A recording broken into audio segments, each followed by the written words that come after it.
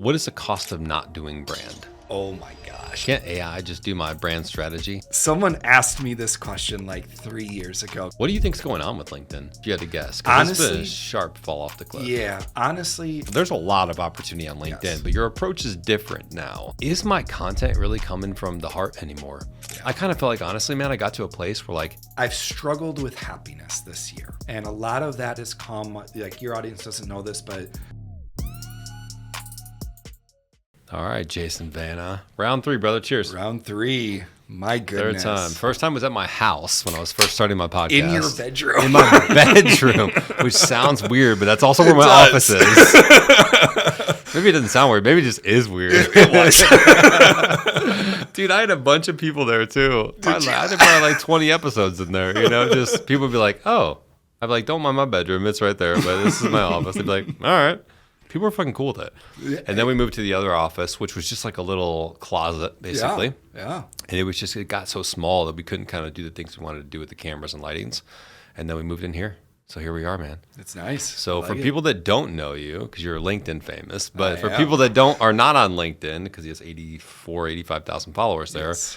what do you do in maybe a sentence or two? Yeah, so I am a brand strategist, which means I go into a lot of B2B service companies, figure out why they cannot create revenue, like new revenue, and build out a system to help them understand like the unique value they bring to the market for whom and how, and then build out like a marketing and content strategy on the end of that.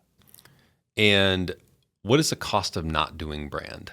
Oh my gosh. Like I saw a post that I think Yes. you liked or you were in or whatever. That was like, I thought it was a good question too. And there was a video and they were like, people talk about like why they should do brand, right. but rarely do people are like, what's the cost if we just don't focus on brand at all? Yeah. And I think the answer to that question depends on like what you see as brand.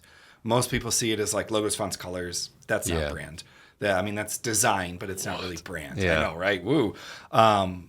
Really, the cost of this is, monetarily wise, we could look at however expensive your offer is.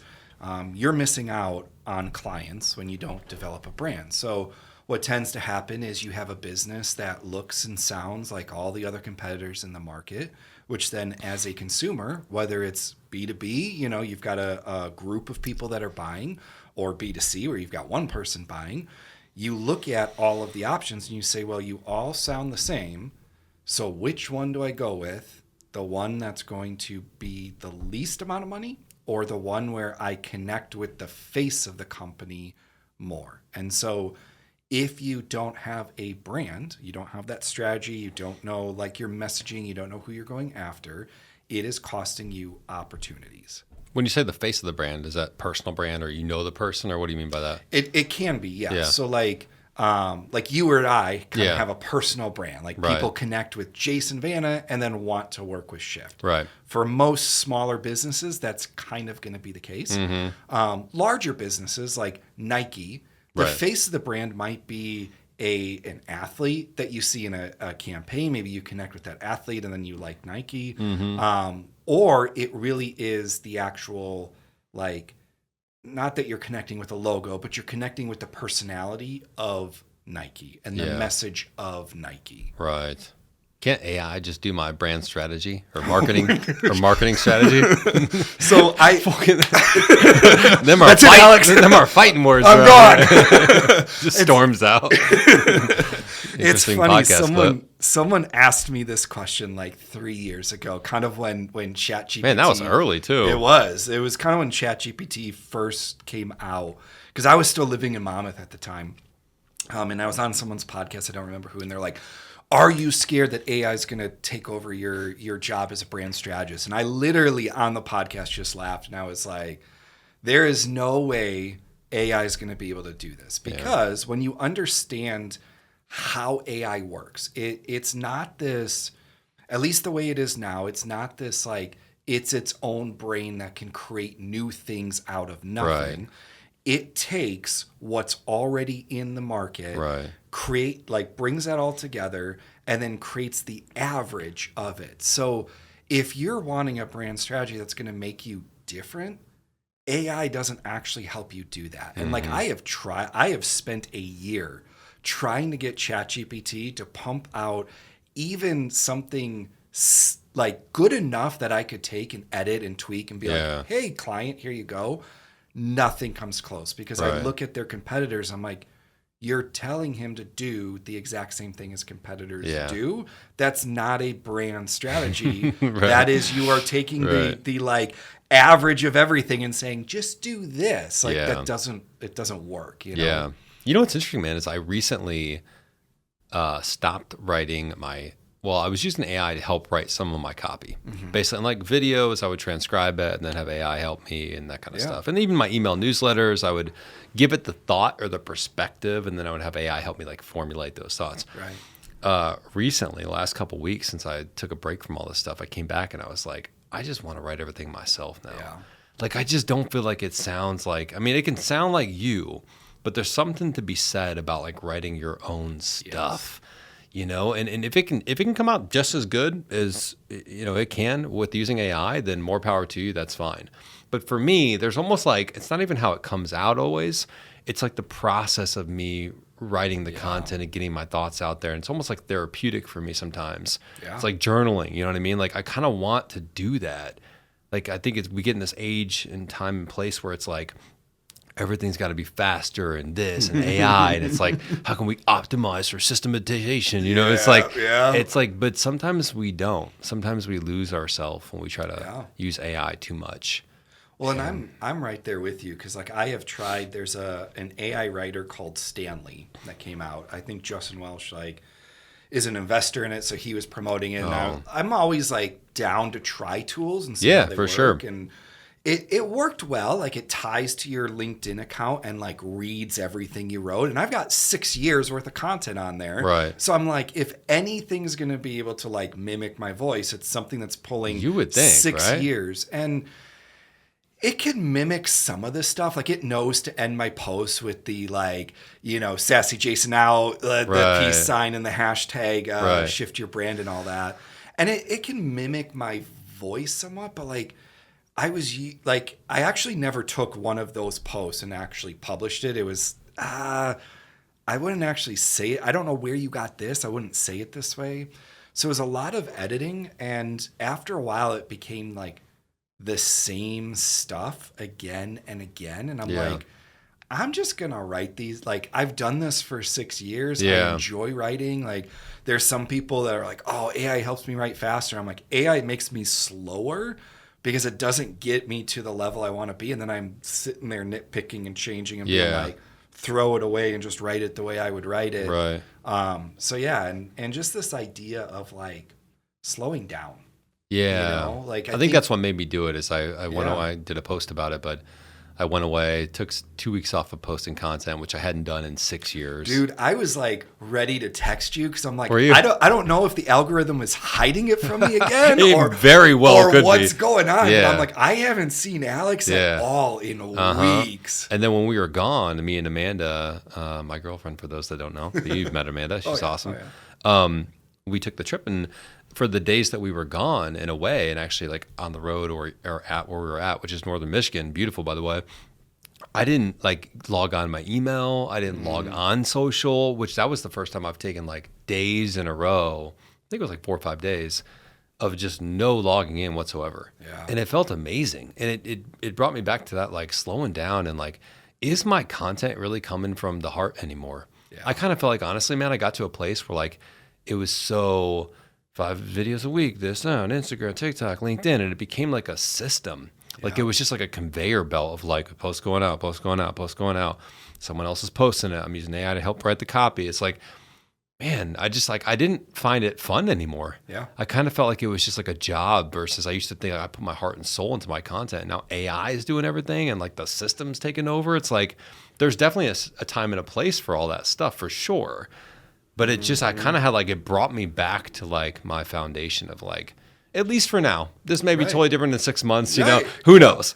But for this place and time, I'm going to take some time and just write my own copy and get back into it and maybe even get creative with some of the videos. Just like, it's your art. It's your perspective and your stories. Well, and I've definitely been in that place. Like when I saw your post on Monday, I was like, yes, this is what I've been feeling because ever since the LinkedIn algorithm changed, I think it was back in like March or April, I forget now.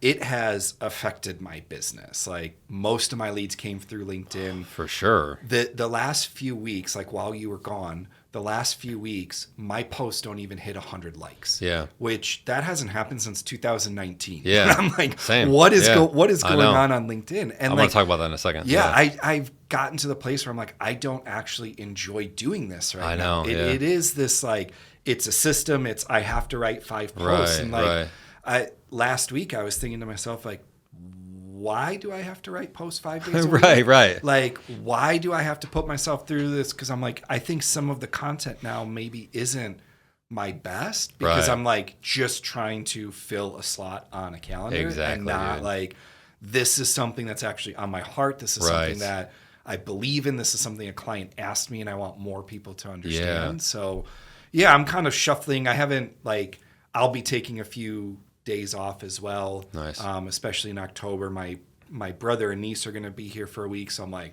I'm not even going to try. Oh, that's cool. They're coming in. Nice. Yeah, they're going to be like sleeping in my office on an air mattress. Yeah. And I'm like, I'm not even going to be able to pull my chair out to get to my laptop. So that's like sign I don't go off. And then end of the month, I'm going on a 3 or 4 day business retreat. Nice. And so I'm not going to create content while I'm there. So I'm kind of looking forward to having that moment too, where it's like, okay, maybe now I can come back with like just renewed energy of now I want to create the content that I want to create. And I highly recommend it. Yeah. Highly recommend it. It's exactly what happened to me.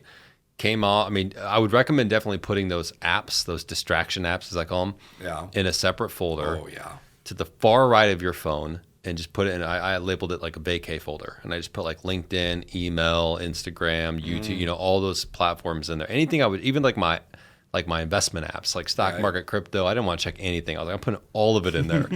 And I love that. It was so nice, man. And I wasn't tempted to do it because I was having a great time with my girl. And I was like, we were having fun. And I was like, this is great. I'm going to really enjoy like being in the moment here and not being glued to these apps because dude, they just like take you away so fast. You're checking this and that and you're not even like aware of it half the time. You're on autopilot.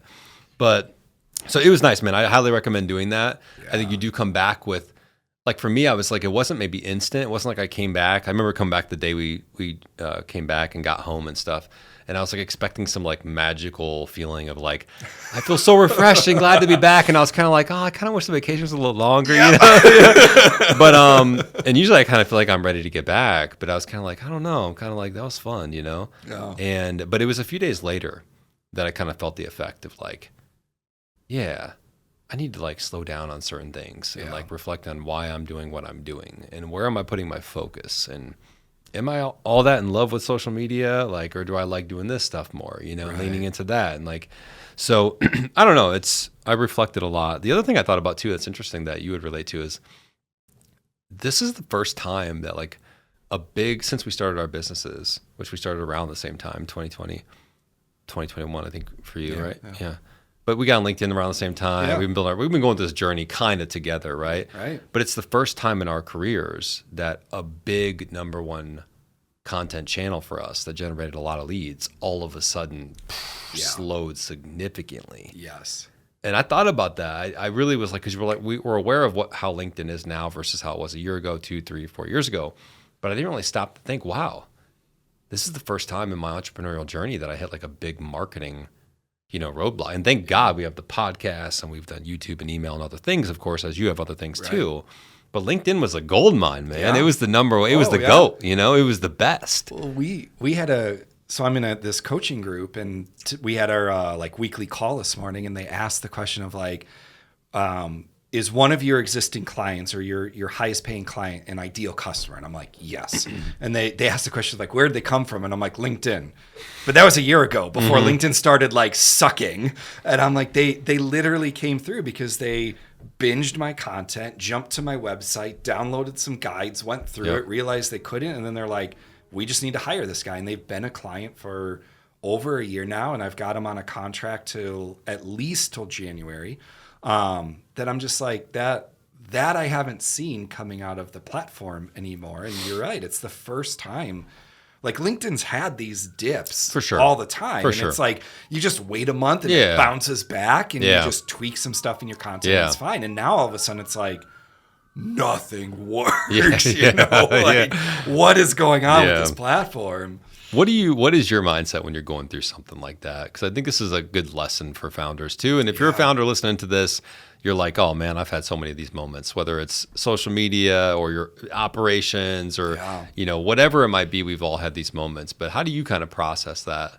I think like first, I try not to freak out about it because, you know, with LinkedIn, what we've seen in the past is it lasts about a month. So it's like, I'm not going to freak out. I'm not going to change anything. It's going to bounce back. Yeah. When it didn't bounce back and it's like still hasn't bounced back and it's actually getting like I looked 3 weeks ago, my content was getting in the hundreds. Now it's like hardly hitting 100. And I'm like, this is ridiculous. Yeah, like right. I even pulled up the analytics from the start of this year and like from January to end of March, I think I had like 20 million views on my posts, and now from like March till now, it's like 100,000. And I'm like, it's that big of a dip, and it's not just is. us; it's everyone across the board for the most part. Yeah. And so for me, it's more like if something isn't working, one, I don't freak out right away. I give it some time, but then if it's proving that it's not working, that's when it's time to try the things that I hadn't tried before because this thing was working. Yeah. And I think, like you said, you know, I've got. Not as regular on YouTube as you are, but I've got YouTube, I've got Instagram, I've got my email newsletter. Like I have other avenues for generating leads, so I'm not worried about it.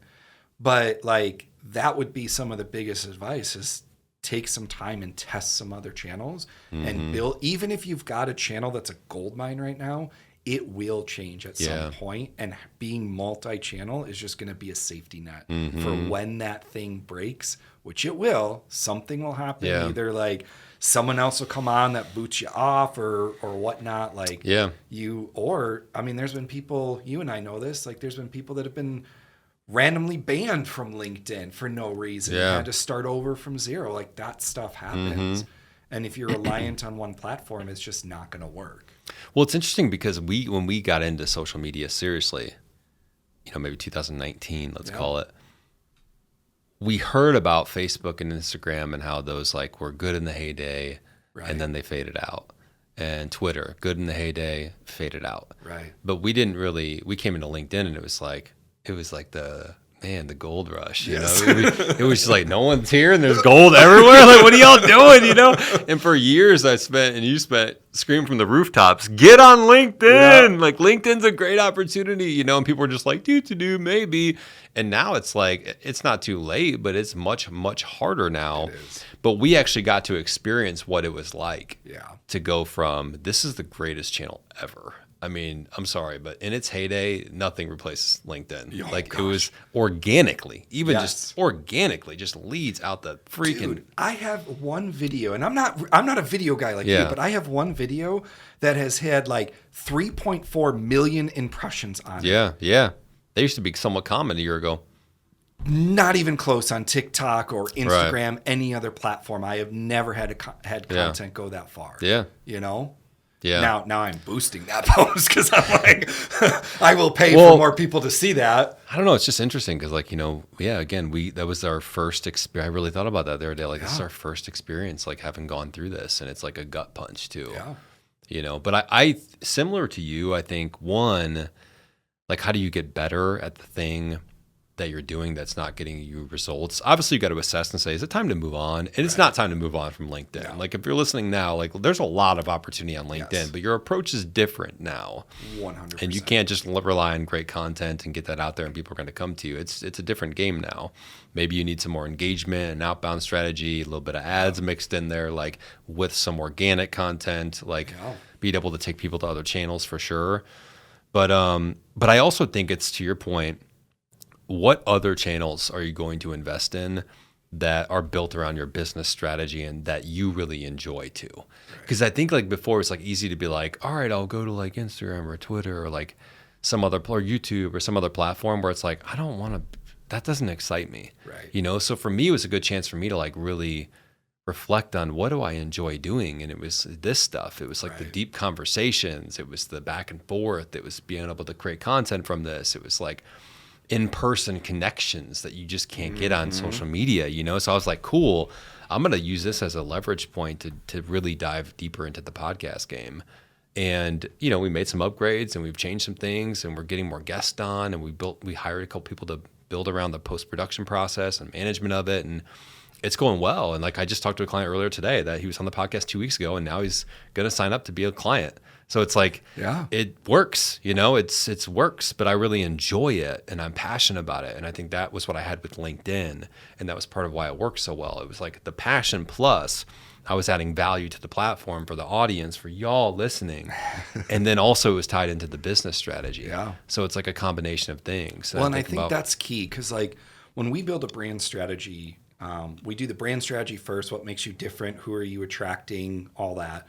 And then we build a marketing strategy. And when we do the marketing strategy side of it, I do a workshop where I sit down with the founder or the team that I'm working with, and I basically ask the question, what kind of marketing do you like to do?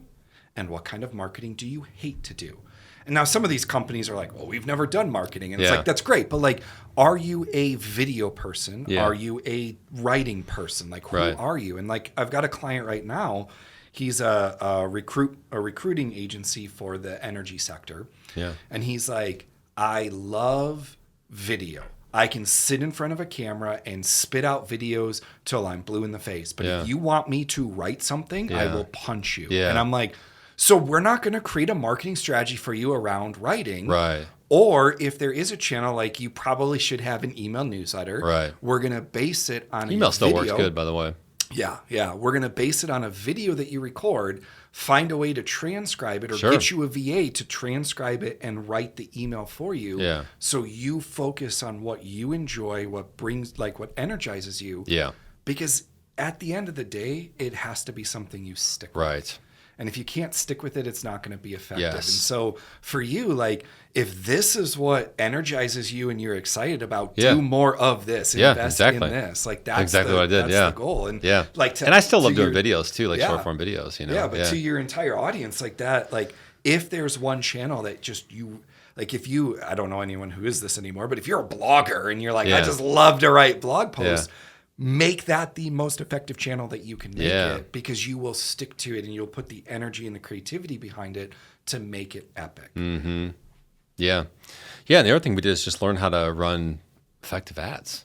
You know, we've run ads now on LinkedIn, generated revenue results, Facebook even recently. Wow. Yeah, which was good. It was like $14 a day. We got booked some podcast guests, potential clients, like localized geo-targeting, like, so just, it forces you to get better. And I think that's the silver lining in these challenging times or moments is that whenever in entrepreneurship in general, is that when something challenging happens, it forces you, if you approach it the right way, it forces you to pick yourself up and be like, all right, like, let's deal with this reality. Let's find ways to get better and improve. And we'll look back on it like, wow, I'm glad that happened, because if it didn't happen, I wouldn't have done all these other things. Well, and that's what I've noticed is like, this year has been a rough year because of the LinkedIn stuff and stuff with my mom and all that, like being caregiver. And like there were key things that I did not have in place because I just didn't have the time or the energy to do it. And so when this hit, yes, I was on other channels, but I'm like, there was a lot of stuff I did not just have in place that would have made this a little easier. Right. And so it's been forcing me to be like, okay, I need to sit down and look at everything I'm doing. What's effective? How do I get better at it? How do I look at it as less of a, well, I have to do an email newsletter, and how is this actually going to drive business for me, instead of trying to just get something out there to get it out there, which is kind of the mindset I had end of 2024, start of this year. It was just like, I just got to get it out there, just got to get it out there. Yeah. And now it's like, okay, if it's not driving business and it's not doing something, I need to either improve it or I need to cut it. Yeah. Because like, this isn't a hobby. This isn't like, this isn't a side gig. This is a business. Yeah. And it needs to, like, right now, like this is, I don't know if you're this way.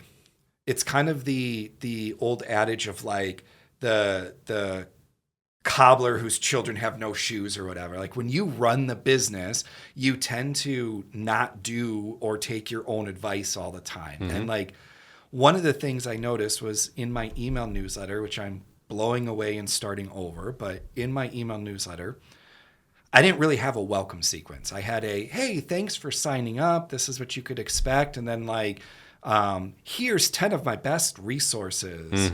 Enjoy. It was all this, like, I'm just going to give stuff away. And like, I'm working on this new email sequence that's like pushing people to buy a low cost offer. There you go. Yeah. Like some kind of guide or something, just so that they become a customer and then I can work them up to being a client. And I'm like, I've legit written these for clients and known to do them. And I'm like, I don't have it for myself. So like now this season has been a season of like fixing that stuff in my own business. So it operates more like a business than a, this is Jason's thing, you know? Yeah, man. What do you think's going on with LinkedIn? Gosh. If you had to guess. Because it's been a sharp fall off the cliff. Yeah. Honestly, I think, and I think I've mentioned this and you're like, I don't know if I believe that, but like, I think they're getting to the place where they want to pull what Facebook did and be like, we want you to boost posts in order to get more reach. Because right around the same time that my content took a massive dip, I started noticing like when I would log in and see my own posts, it'd be like, boost this post right here. And I'm like, I've never seen that before. And I've boosted posts before. Like I've done that. I've gone into the ad platform and done the thought leadership. And I'm like, why on every single, like if I go on my profile and scroll through, every single post is like boost this, or if it's a carousel, it's like not available to be boosted. And like that kind of stuff. But I'm like, still pay us anyways. Or we'll decline all your reach. But I think that's some of it. I think they're trying to do that. And I agree with that. I think there's definitely a shift to pay to play for sure. That has to be, and that's kind of a natural progression to every platform where it just tends to, organic reach kind of runs out. And it's like, there's too many people here now. There's too many ads now. So that's one. I think that's some of it. And I think the other thing is they were trying to, at least this is what I heard, they were trying to shift to an interest graph algorithm instead of a social graph. So with the videos. Right. Yeah. Well, or within general. In general. So like TikTok is an interest graph. Sure. Yeah. Meaning and same with Instagram, like if I like something, I'm going to see more of that thing. It's going to feed you content it thinks you're interested in versus who you're connected with and who you engage with. Right. Yes. And so I think they were trying to switch to that, but I don't think they made the full switch and something happened that like now it's in this really weird, because like I don't know what it is. I will like your content and engage on your content, but I will not see content in my feed about like video and social and stuff. It won't be that. So I'm like, it's this weird, it's not who you're connected to anymore, but it's also not an interest graph. Like I think it's stuck somewhere in the middle and doesn't know what to do. And so then you've got like some people who had a massive audience and would get like thousands of likes are the ones that get 300-400 likes on their posts. And the rest of us that were kind of in that 100, 200, 300 level are now like 60 to, you know, maybe I haven't had a post in the last 2 weeks that hit over 100. Dude. Like, what is going on? You know what's funny though? Like, it seems like what used to work on LinkedIn really well still works today, which is the picture post with a story that ties into your business or mission or something. That seems to still connect and work. And it seems like video's been throttled back quite a bit, significantly. It seems like it was very obvious they were pushing video last year during the summer. I mean, you just got millions of impressions a week. It was just like flying off the freaking, it was like, I could post like, hey guys, hope you have a great day, see ya. And it'd be like 50, 70,000. Like it would just like the worst post ever would do well, you know? And now it's like, I don't know what I could post to get good reach on videos. I'd have to come up with maybe something really creative. Even then, I don't know if it'd be worth it, to be honest. I don't think they'd push it out to where it'd be worth it to put together some really creative skit video or something. I'll test it out. We'll see. But my picture post on Monday was kind of going back to the fundamentals of LinkedIn. Like good picture posts, deep, well thought out, some value, some perspective, tie into a business, generated a lead who hopefully will become a client from it. and will also be a podcast guest. And it did well. It did over 100 likes and, not crazy impressions. But it's just like, I think that formula still works for LinkedIn to a degree. Not as well as it did, though. Yeah, because I think it was last week. I'm in Justin Welsh's unsubscribe newsletter. It's like a paid one, and then it's on Substack. So how's his reach these days? Still great. Is it? he's like top voice. Like he's is it still the same child. Engagement it was last year though, or do you think it's dipped? It's probably dipped a little bit, but he's still in the thousands. So it's like, I guess for people that listening don't know who he is, Justin Welsh is like a huge LinkedIn creator, and he's got this whole LinkedIn operating system that he sells, and I think he's done a nice job. Oh yeah, growing his business and But like, so he did this quick like Q&A, ask me anything type thing in Substack, and I was like, what can someone do whose LinkedIn content like just is not performing? And I'm like, you cannot tell me that my content sucks, because every time someone reads it, I get DMs all the time like, this is the best content I read on LinkedIn on LinkedIn. And like, I learned so much. I'm like, it's good content, but it's not working. And he like jumped onto my feed and he's like, well, you're posting all these like pictures of yourself with like, he's like, great content, but it's pictures of yourself. And I'm like, yes, I'm trying out what used to work on LinkedIn and what like I see everyone who's got awesome reach right now is doing.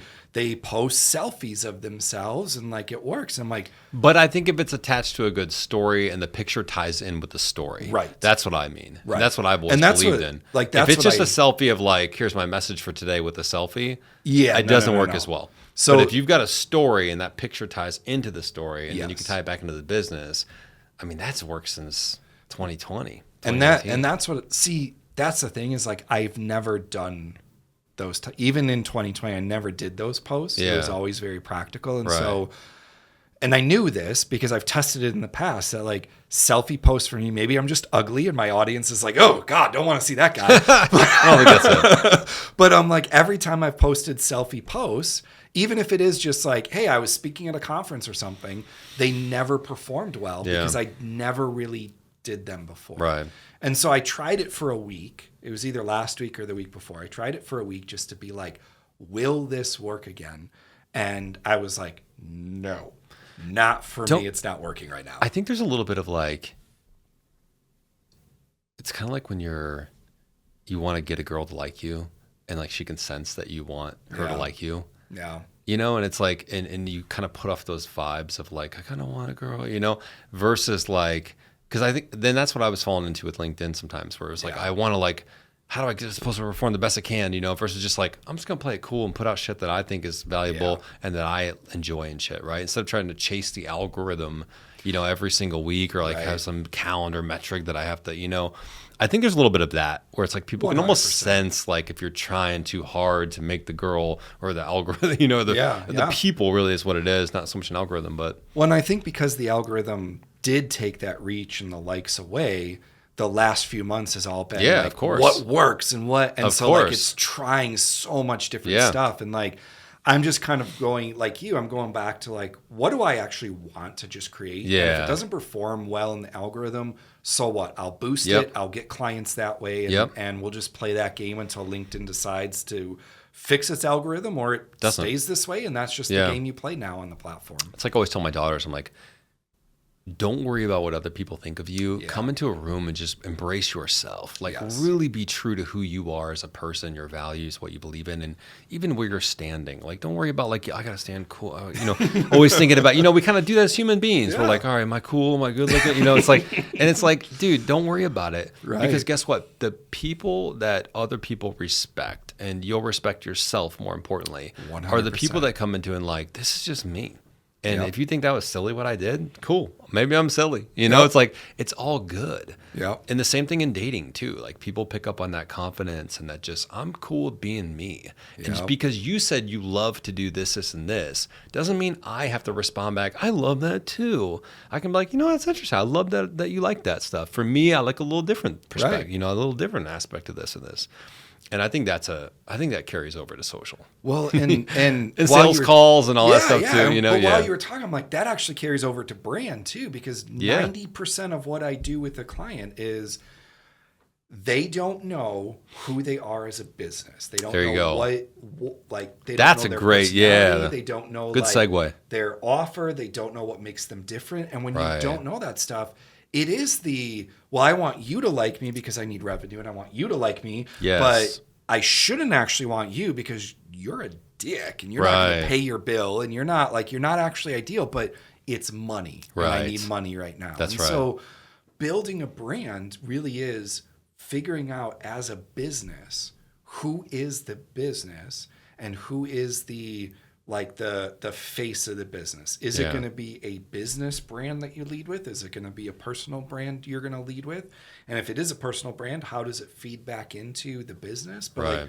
you need to understand who you are as a business. And so I mentioned I'm rewriting this email. And embrace it and be able to be, because I think that's the other thing, the greatest brands out there and even the smaller to medium-sized companies that do it really well, they're not afraid to be themselves, disrupt, ruffle the feathers. Right. And I think too many brands out there right now are trying to play it safe. Yeah. Oh, if we say this a little bit, what if it it makes these people mad? What if it doesn't make these people happy? And it's like, it goes back to whether you're an individual or a brand or a company, you have to do you. Yes. And the bolder you can be with that and the more you can embrace that, the more the right people are going to come to you and go, wow, I love the fact that, wow, I wish I could be like that. Yeah. You're so bold, you're so brand, I've had so many clients, like when we do these workshops, a lot of times I'm helping them find their brand voice. Hey, you've said in the workshop, you've said it this way 100 times, but on your website you say it this way. Right. Why? Yeah. Well, that's not professional. That's professional. That's what the industry does. And I'm like, screw the industry.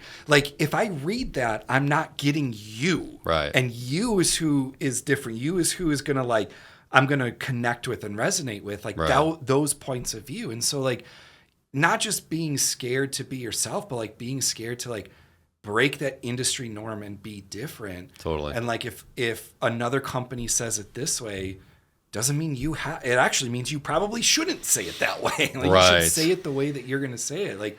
My current, this client I'm working with right now in the recruiting space, he was one of the things we started, when he came in as a client, he was like, I need help with my voice because I really struggle I look at everyone else and I don't know how to say stuff and blah, blah, blah. So we're working on this, but we'll sit in workshops. And I'm like, dude, you know exactly what you're saying. Yeah. You just said it 100 times in the last hour. That's what you say in everything you write. And he's like, I can do that? Yeah. It's your business. Yeah. Do what you want. Yeah, exactly. I'm like, this is insane. And what's the worst that's going to happen if you do it? Yeah. You alienate the wrong people. Yeah. Exactly. I think, and that's true in even in LinkedIn or the content that you're posting. The more people can feel like it's really is you and not what you want people to see or some professional facade that you put on, I think the better it does. Yeah. I really respect creators that are wow, they just tell it how it is, and they just show up their genuine self. And it doesn't mean that the strategy is just be yourself and you need a fucking strategy, but the delivery of that strategy and how you bring that message to the feed should really be authentic. That's where authenticity is not a strategy. It's something you do as you're executing your strategy. Right. People are how do I be authentic in my content? Well, don't worry about what other people think of you and just say the things that you would normally say, do the things you would normally do, and build a strategy with that and get that out to the public. Well, and it's so important because I think people miss this, and I explain it to all my clients. If you have a certain way that you explain a topic or a point of view, or hey, we're going to do it this way, and this way. If you change that in your content, they're going to read your content, assume one thing, get on a call with you, and you're going to start using verbiage that they haven't seen you use. And it's that's where the inauthenticity comes, because it's well, you didn't talk this way. You didn't use cuss words in your content, but you use it in your workshops. Right. Or you explained it this way in your LinkedIn post, but when I got into the workshop, you explained it that way. Yeah. And there's this did I make the right decision? What's going on? Authenticity is 100% important. You need to be able to use your voice, your words in everything you create. Mm-hmm. But it's not, like you said, it's not the strategy. You need a strategy with authenticity on top of it to make it all work. That's right. Yeah. One thing I love hearing too is when people get on a call, and you probably get this too, when people get on calls with you, prospects or customers, and they're like, man, you're just like you are in your videos. Yes. It's like, thank you. Like because to me, I don't think about that. I just kind of am doing me. Right. But when people meet me in person, it's like, what's Alex like? It's like kind of like he is in his videos, you know, like he's got some good point, but he's also kind of funny and quirky, you know, he likes to have fun, but he's also serious, you know, it's like, and that's how it should be. You know, you should kind of come across as, and I don't share a lot of private stuff in my content. So that's different. That's not, I think people get disclosing private information with like, I'm being authentic. No, you're not being authentic, but just because you're not, you know, just because you're showing private information, you can disclose whatever you want to be. Being authentic is showing up in your true self in that environment. Right. So like, and it's okay to, when you're in different environments, you do change a little bit, right? If we're here now and the podcast cameras are going, slightly different, not a huge difference, but slightly different than me and you grabbing a beer or dinner or something, right? Little different, right? The cameras are not on. But it's not wildly different. It's not like you'd be like, holy shit, you guys are totally different. But and if you really think about it, and I've used this in LinkedIn posts in the past, like you are different depending on the relationship around you. Like, you're going to be different with your spouse than you are with your neighbor. Right. I hope, anyways. Like, if not, like, your marriage might be in trouble. But, like, and your kids see a different side of you. And then your neighbors see a different side. And your friends see a different side. And the stranger down the street sees a different side. Is it all you? Yes. But they see a different aspect because that's what the relationship requires. And the same is true, like, in your business. My clients don't need to see certain aspects of me to trust me and know me and like me and want to work with me.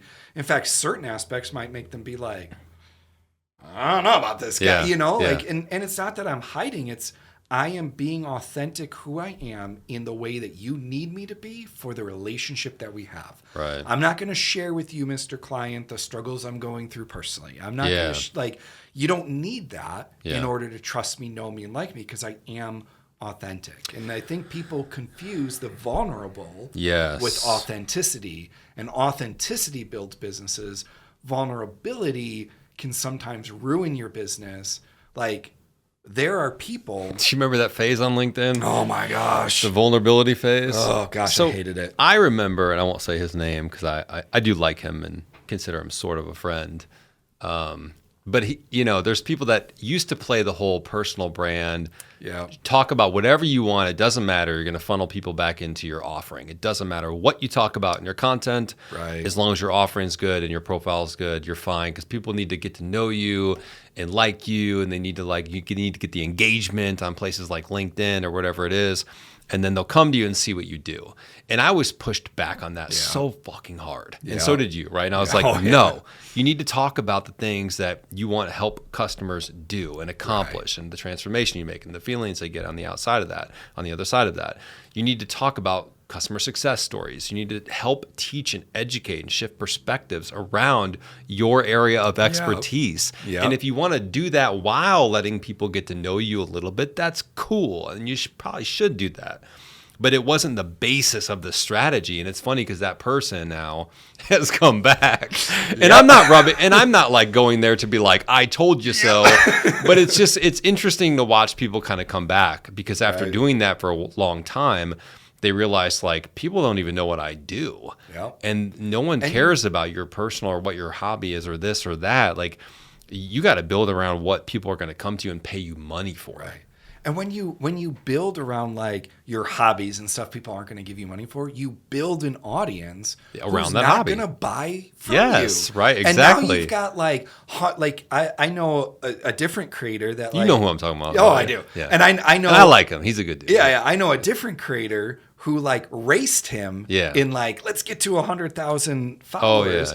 And like, he even had to back up and be like, that was the dumbest thing I did because I built an audience that would not buy from me. And I'm like, these numbers and you and I have talked a lot about, well, my post doesn't get 100 likes anymore. We're talking numbers, but like these numbers are only important when the audience is the right audience. Like if it's the wrong people that are not going to buy from you, you can have 300,000 followers and make $0. And we've seen that so many times. So many times. I've had so many people, hundreds of thousands of followers, 50, 60,000, whatever it is, and be like, I just can't make any money. And it's like, really? And I'm always like, really? But then I look at the content. I'm like, yeah, dude, you're not building around anything. Right. What, do you people just gonna give you money for like being yourself on video? Like, no, man.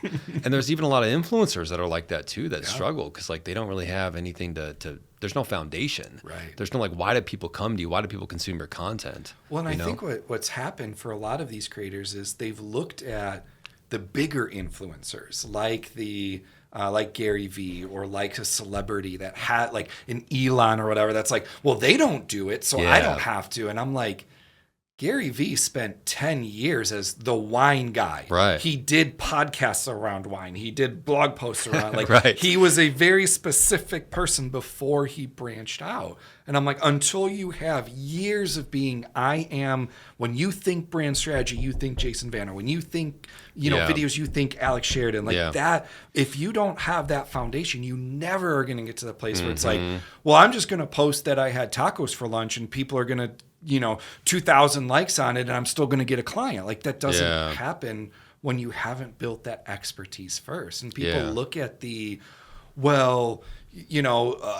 so-and-so built an audience and look at how many followers they have and they don't do it that way. Yeah. They also don't make money. So what do you actually want to do here? Yeah. That's interesting about the Gary Vee thing. Do you think Gary Vee is out of touch with the modern content strategy in a lot of ways? Because I see like, obviously he's like an OG and like has done a lot of amazing things. So we're definitely not shitting on him, but, and we've all learned a lot from him, but I feel like it's interesting because I feel, and maybe some of it's taken out of context. I don't know. And I have a feeling he'll reel back and come to this side too. I think so.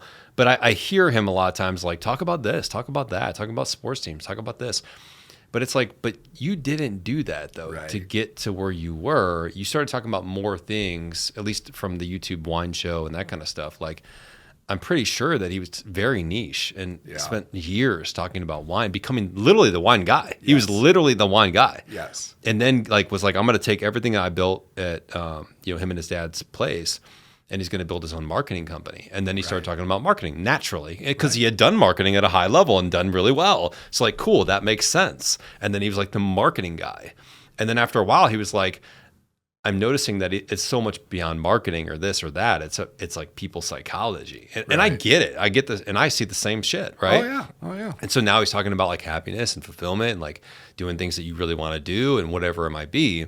But if he had started off doing that, and not had the credibility from building a business, his dad's liquor store turning into what it was today, that wouldn't have been there. Like if he was just like the guy out of nowhere that was just like starting something and like happiness and this and that, like I don't think it would have gotten to where it is. I don't think he would have the money to hire all the people that follow him around with cameras. Definitely not. Like all of that came out of being very specific on, this is what I want to be known for, and that's all the content I'm going to create. Like, eventually you can become the guy that sits there and talks happiness because you've got millions of dollars coming in through a business that you built by being the wine guy and then being the marketing guy.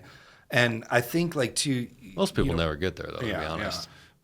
Yeah. But to your question, like you asked, like, do I think he's a little bit out of touch? I think a lot of influencers end up getting out of touch when they get to that point where it's like, look, I'm not talking only about marketing, so you don't have to either. It's almost like they forget what got them where they were. Yeah. And it isn't until like either they have a moment where it's like, okay, wait, this isn't working. Like something's not working with the business right now, that they come back to it and refocus. And so, I mean, I think good also, dude, like he's put out a lot of great content, but like it's not, I'm not going to go in and start talking about live the happiness life you want, because it's not going to build my business. Right. And I think if he was listening to this, he would say, that's not what I'm telling you to do. Right. he's probably gonna be like, I'm telling you to talk about the things that you want to talk about. So if that's building a business, talk about building a damn business, Right. But I think the audience knows, if you know Gary Vee, what I'm talking about. And I think part of it's probably just like he's found a lot of success talking about all these different topics. Right. So naturally he's like, do it. It's working. It works. And he's seen maybe some other people do it. And it's like, yes, but that's a very specific situation, that you're in. On the flip side, I do think you can make money and build a brand off of things that you're really interested in. But you got to build the audience for that. To your point, if like pickleball is your thing, you 100% can make hundreds of thousands of dollars talking about pickleball online. Yes. And start a YouTube channel, and then you do it, some courses, just some instructions, you do some, in-person virtual event, whatever it is. Right. You get paid through YouTube at a certain point because your videos are doing so well that YouTube pays you money. You have a TikTok account. You have different people bring you in to train them personally that are high net worth individuals, whatever it is. That's a business. Yeah. So it's like whatever you want to talk about. But I think what people get confused is and it's probably more people just taking like a bite-sized piece of information of like, talk about this, talk about whatever you want. Right. And they just take that and go, well, they do it. And it's like, but look at their journey. Or I heard this somewhere, but did you really hear it? Or did you hear a part of it? Right. And that's where, like, for me, that's a tactic. Yeah. What should I talk about as a tactic? You need the strategy behind it. What is it you actually want to do? And even like I've started with a lot of my clients, starting the journey with them, asking like, what type of business do you actually want to build? Like, is this going to be, do you want to build a mega business with like 30 employees and like that? Or do you want to build a lifestyle business where like you work 4 hours a day and you are done because you've got like, one of my clients has 12 kids. And I'm like, my goodness, good Lord, dude, stop.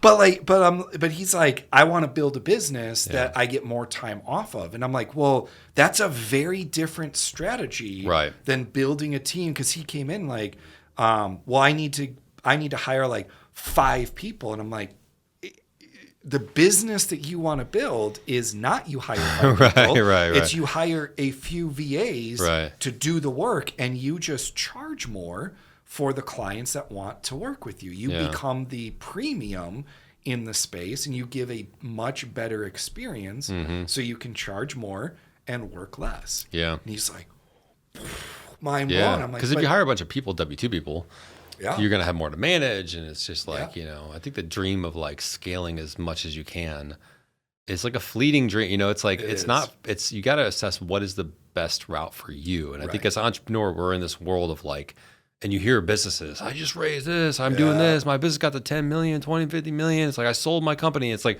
it's easy as an entrepreneur sometimes to look at that and go, why am I not? Right. Should I be doing that? Should I be on that path? Should I try to do this and this to scale? And it's like, not necessarily.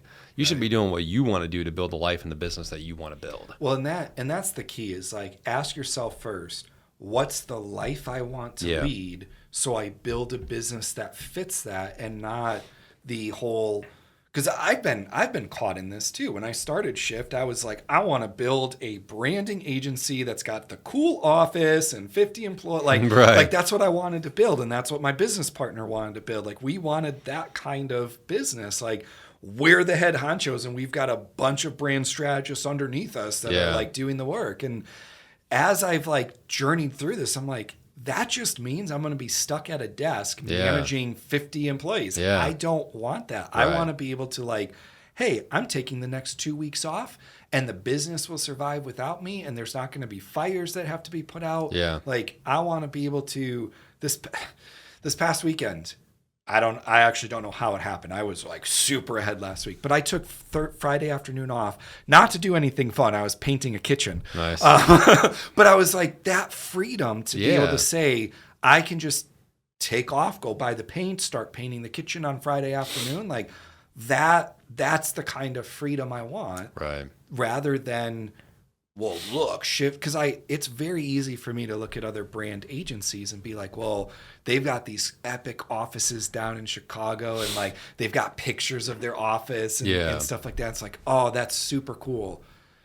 But I also don't want the headache of making sure that 30 people's salaries are being paid, and making sure we're paying for this like multi-million-dollar space just to look cool. Like, I would rather have 3 employees or like two 1099 employees that are located in other parts of the country or the world, and be like, hey, I make the money that I want to make, and I live comfortably. Like you have to know that to build the business and have the strategy that's going to get you there. Man, it's all about sometimes just putting your earmuffs on, closing your ears to the outside world, the noise, and just saying, what do I want? Right. Not what does the world want, or what do I think would be cool to flex for society. Right. Like, yeah, I don't have a business that's $100 million in scaling, or some company's going to swoop for $1 billion, but I'm able to pick up my kids at 250 and 325, and I'm able to drop them off, and I'm able to spend quality time with them, and I'm able to go on vacation and not worry about shit, and I'm able to have fun every day, really enjoying what I'm doing, and not all these other things that come from raising money or growing so fast or scaling. And there's nothing wrong with that if that's what you want. And we need people like that. We need like Elon Musk and people. I was going to say, and it's understanding that makes it important, like who you're actually listening to. Who you let speak into your business, because if you're listening to the wrong voices, you are going to build the wrong business. Right. And that, like, I learned that firsthand, because when I first started Shift as like a side gig, I was listening to a guy that like started his business at the same time I did. And he was going the fast route. Like, I want to scale this thing. I want to sell it, blah, blah, blah. And I was like taking his advice, listening to him, like, yeah, that sounds great. And like, I get halfway down the road. I'm like, this isn't actually the business I want to build. Right. Why am I taking advice from you? Exactly. When like it was a website development company. I'm like, that you can hire low cost people out of the Philippines to like do a web development project, and that's fine, and it can still be good. But like a good brand strategist, you can't just hire them for like $500 a month. I'm like, I can't do that model and build it the way I want to build it. And so understanding, like, are you listening to the right voices? You might like Alex Hermosi, but his voice might not be the right voice for your business. That's right. And that's where you've got to understand what's the life you want to build, what's the business you want to build, so you listen to the right voices. Yep. So going back to the branding stuff. Yeah. How do you build an exciting brand when your company's kind of boring? Like, what you do is not super exciting. Because I have a feeling listening, like, oh, it's easy if like you're Liquid Death or you're Apple, you're this, but we're a logistics company, or we're a staffing or recruiting provider, or we're, whatever, a consulting firm. Like, that's not that exciting. Like, how do you help those companies? Like, what advice would you give them? Most of my clients are boring clients. Like, they come from the industrial, the manufacturing, recruiting, accounting, lawyers. Like, try building a brand for a lawyer when most people are like, oh, lawyers suck. Like, it's all these kind of businesses. And I don't think any of those are boring too. I'm sure you would agree. Like, I think there's like most of those businesses, there's an exciting angle to them.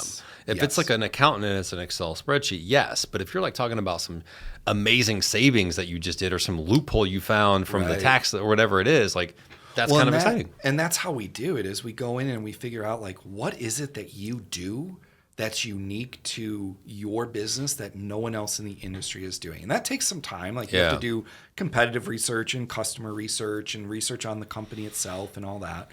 But like every client I've worked with, and I think this is true of every business, has something they do that's unique. Yeah. What happens is your uniqueness often tends to be something that like you do every single day. So it doesn't feel special to you. It feels like, well, we just always do that. Well, yes, but no one else does. And so that is special to you. That's unique. And like taking that one thing and bringing it and making your entire brand around that thing, instead of like necessarily around what you sell, but around that thing, is where the excitement can kind of come from. And then it's like figuring out, okay, if this is your uniqueness, what's the point of view that's going to point back to this thing that you do that's different? And it's usually in that point of view that you can build something exciting and fun. Yeah. So like we had a client, we're hopefully finishing up their website here soon. They do industrial vacuum pumps, which I didn't even know were. Okay, maybe there is a boring company. Yes, like so. If you've ever seen like the inside of a Doritos bag, it's kind of like shiny. Yeah. So in order to get that shine on there, they use the companies that make that packaging will use a like high industrial furnace that is driven by a vacuum pump. And my client builds and remanufactures these vacuum pumps because they can be like $600,000, $700,000, $800,000 per one. Like they're expensive. They're big pieces of equipment. And so they will remanufacture, take it, pull it all apart, fix it all up, all that kind of stuff.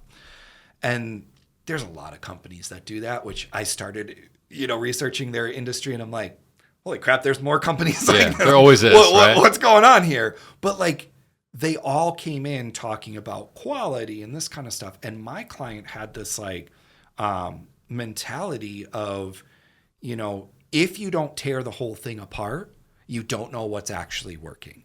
And so they kind of came in, and this isn't because I'm sarcastic and sassy, but they kind of have this little bit sarcastic twinge to them because they are the industry, or they are the business that will look at the industry and be like, that's wrong.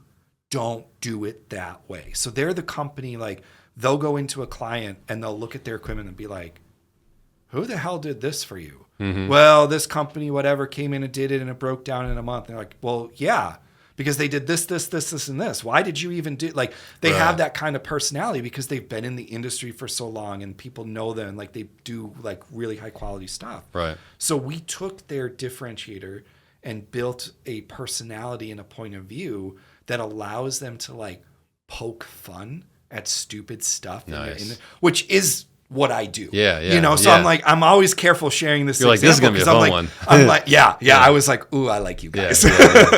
Not every client becomes sarcastic, but it fit for them. And that's how now they're being fun with their brand, because they don't have to be this like professional stuffy, like their website before it's actually still up there right now is like picture at the top and nothing but text. And it all talks about we're the best and blah, blah, blah. And now like, their new website talks a lot about like, don't be an idiot, do it this way. Like that kind of stuff. Yeah. And I'm like, that's what makes you stand out in such a boring industry, when you add a little bit of personality that points back to who you are as a company. Mm-hmm. Yeah. A lot of brands try to be the best in their industry, but your advice is to do the opposite. Yes. What do you mean? So here's what happens. When you look at positioning, there's a lot of companies try to position on what I call, my mind just went, but basic requirements of doing business. Okay. So like, we care about our customers. Yeah. That sounds good. And it sounds like, oh man, people are going to line up around the block because they care about us.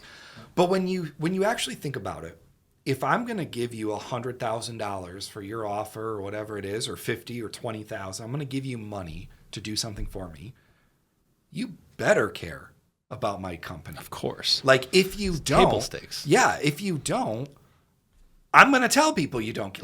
Like that's a basic requirement, basic expectation of doing business. And so many people say that though. I just watched a video on a website the other day. They're like, what makes us different is that we really care in our customer service, and we take the time to really get to, it's like everyone can say that. Yes. And so it doesn't make you, like, if you think about it, if I'm researching your company and I see every competitor says, we care.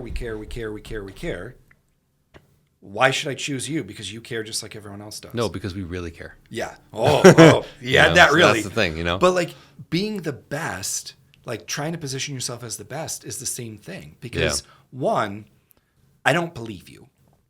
Because I know that you haven't gone out and looked at every single competitor. You haven't looked at every single product. You haven't run like third-party tests that aren't biased based on you. I know you haven't done that. Yeah. So it's an empty way to say, we're the best. You should work with us. That's a good point. It's empty. But two, when you try to position on the best, what you're really saying is, we provide the same thing that you can get everywhere else. Ours is maybe just a little bit higher. So if you don't care about this little bit of difference between us and the competitors, you can get it cheaper down the road. Right. Doesn't matter. When you position on being different, when you find something you do that's unique and you say, I'm going to make the whole business around this one thing, this very unique thing, all of a sudden, while everyone else is fighting over, well, we do this and this and this, and they're all doing the same thing, and you're over here like, screw that, I do this and none of them do this. All of a sudden, it is this like easy way for a competitor or a client to say, should I go with all these people who all look and sound and provide me the same thing, or should I go with this company over here who actually does something different than they do? It makes the choice easy for the client. And that's really, when we talk positioning, that's what we are trying to do, is like make it easy for a client to choose you when they have like multiple options because Yeah. like in your and my business, I'll use Shift as an example. You could come to me for a brand strategy. It's going to solve a lot of problems in your company, but it's not going to come in and like directly say, this is what you should do in sales. It's going to fix the top stuff so everything else gets fixed. So there are some clients that might look at me and be like, well, really, positioning, okay, that's great, Jason, but like, I just need someone to come in and train my sales team. I'm just going to go do that. They might need positioning help, but in their brain, they need a sales trainer. Right. So now, not only am I competing against other brand strategy agencies, I'm competing against sales enablement, and I'm competing against a company that's just going to come in and be like, well, we'll create content that makes you stand out. like all of that is my competitors too. Right, and so right. if you don't have something that's like uniquely, we do this, that makes it easy for people to choose you. It's like walking down the cereal aisle in the grocery store when you don't know what you like and you stand there like, what do I want this week? Yeah. That's what it feels like when you position on being the best, because it's like it's a vague term. Yeah. Like, it's subjective. Where have you changed your mind when it comes to brand over the last few years? Has there been a drastic thing that you're like, man, I really used to believe this thing about brand that I no longer believe? That's a good question. I don't know. Let me think about this for a second. Maybe I'll think of my example. So I used to think like, and I think this is just the natural progression of my company too. I used to think that like brand, and I don't know how to say this because I've never said it this way on social media, but like I used to think brand was like almost like its own thing. Like you need a branding department. Now I still believe like if you're a bigger company, like Gymshark has a brand, like a CBO. Like a lot of companies have a chief branding officer. And I think that's, as you're a bigger company, you need that. But brand really affects everything you do. And where I've got it wrong, and I've realized this probably in the last year, what I do is actually not brand strategy. What I do is business. Cut that first part out, please. I know. Yes. Go back to the beginning. My name's I'm a brand strategist. Yes. I don't actually do brand strategy. I do business strategy and then build a brand around it. Because as I've talked to other brand strategists, they're like, we don't do that. We don't touch marketing. We don't touch sales. We don't touch operations. We just touch like personality, purpose, mission, vision, values. Right. Like we do that kind of stuff. We don't touch everything else. And I'm like, but does that mean you're going to reposition yourself as a business strategist? I'm not sure yet.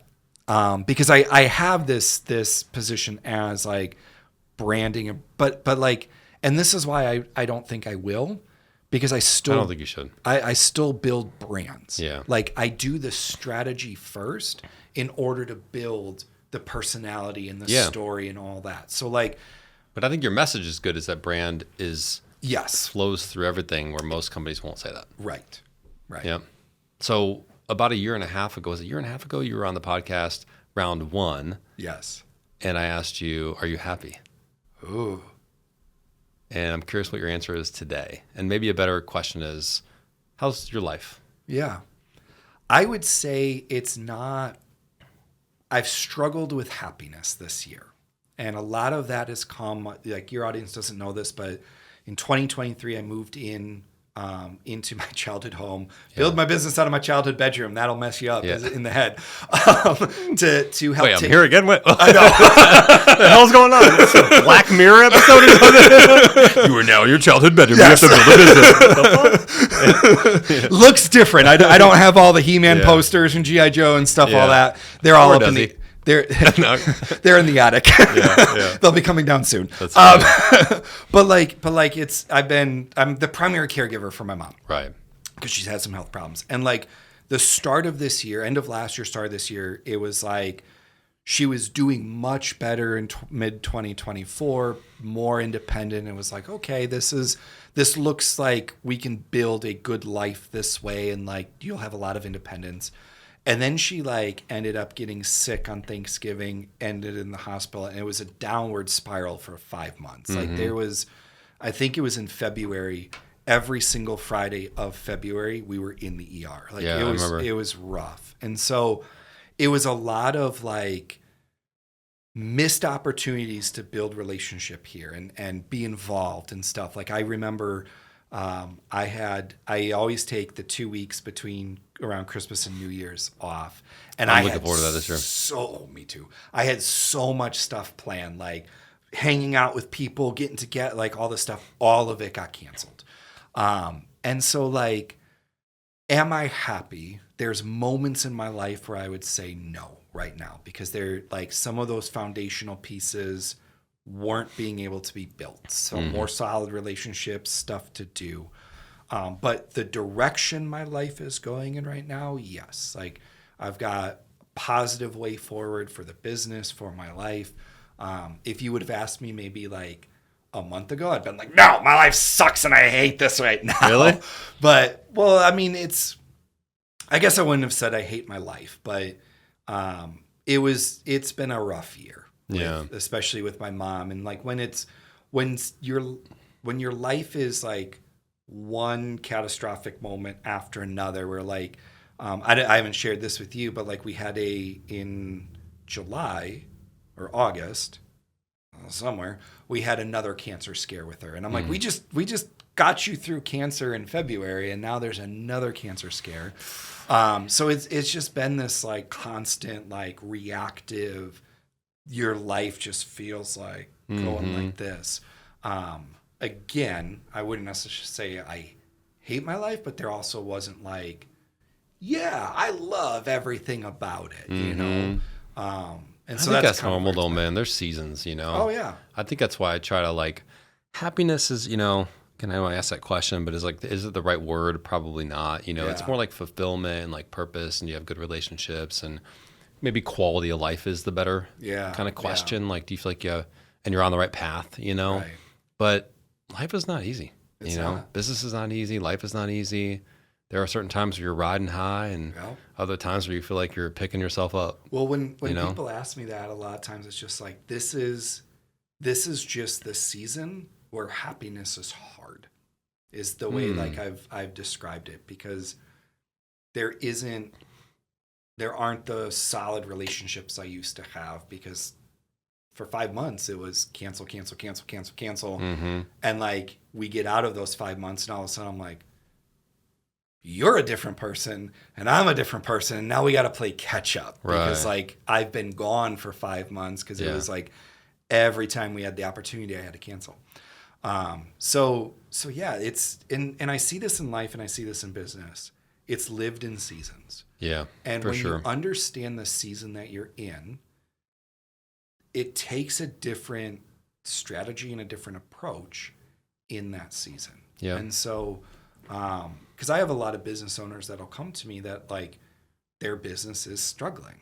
You know, 2025, it's all been like, I need you because my business is struggling and we're not getting revenue and we're not getting leads and blah, blah, blah.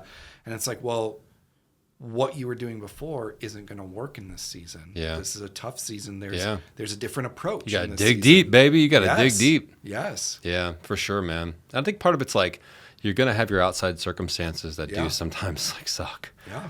But when I go through and it's been kind of a little bit of it's been a good year, but it's been like, there's been some tough spots in there, you know? And there's been some really good spots too, like anyone.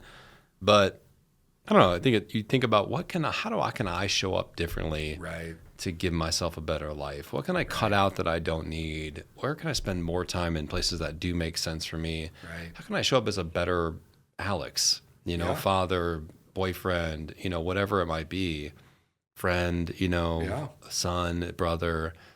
And I think, again, those times just cause you to reflect, right? Yeah. Like the challenging times they do build character, and they do cause you to say, let me put some thought into this and slow down for a second and think about what's going on, you know? Dude, this has been an awesome conversation as always. I had so much more that I wanted to talk about, but like We just didn't get there, and unfortunately, it's about that time. So, where can people find you, connect with you, learn more about what you do? Yeah, LinkedIn. I mean, we talked about it. Find me on LinkedIn. They're like, really? Like my content, please. Don't make him get on his knees and ask you. I will beg. All right. Jeez. LinkedIn is great. And then I have an email newsletter I send out every week.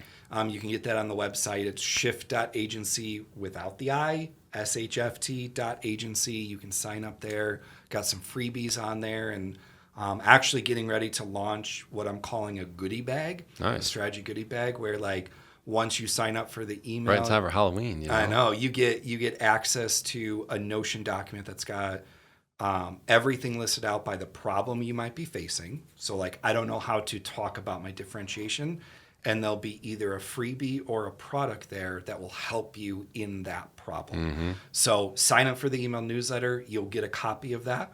And yeah, those are probably the two best places. Cool. Thanks for being here, Awesome. brother. Thanks Appreciate you. Me.